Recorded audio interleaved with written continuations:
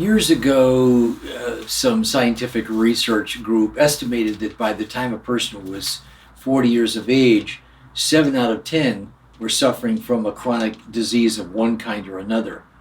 Uh, I believe that if that is accurate, probably a lot of that is induced because of the sad diet that we have as Americans. We generally eat a lot of artificial foods and foods that may taste good, but it's not necessarily as healthy as it may taste good.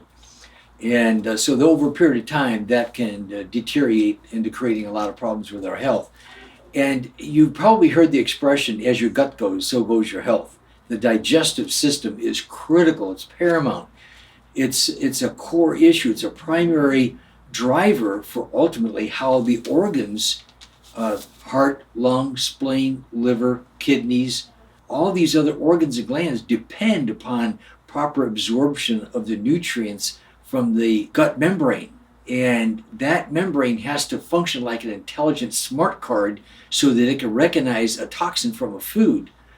Normally, food particles are from a micron size smaller than toxins and poisons.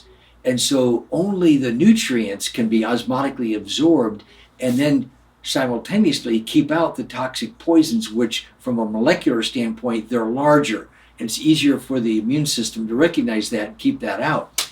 But for multiple reasons, if the gut begins to break down, then you have what's called the leaky gut, or a hyperpermeable situation where those large molecules are not able to stay and be passed out and eliminated from the body, but they will seep in. They'll come in as toxins and poisons. Simultaneously, the nutrients, they will generally diminish in their effectiveness to be able to be absorbed. So you end up pushing a multiple nutritional deficiency disorder or malabsorption problem.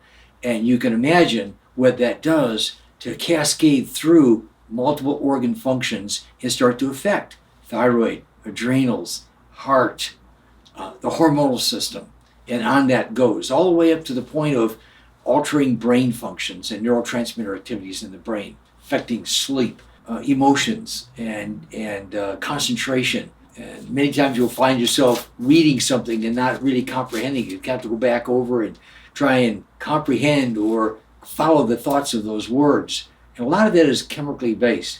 But anyway, going back to the gut, you've heard of irritable bowel syndrome, and that too, and rheumatoid arthritis, and a lot of the autoimmune problems, they're based in the gut. So a lot of times diseases start in the gut. 70% of the immune system is in the gut. So take care of the immune system, got to take care of the gut.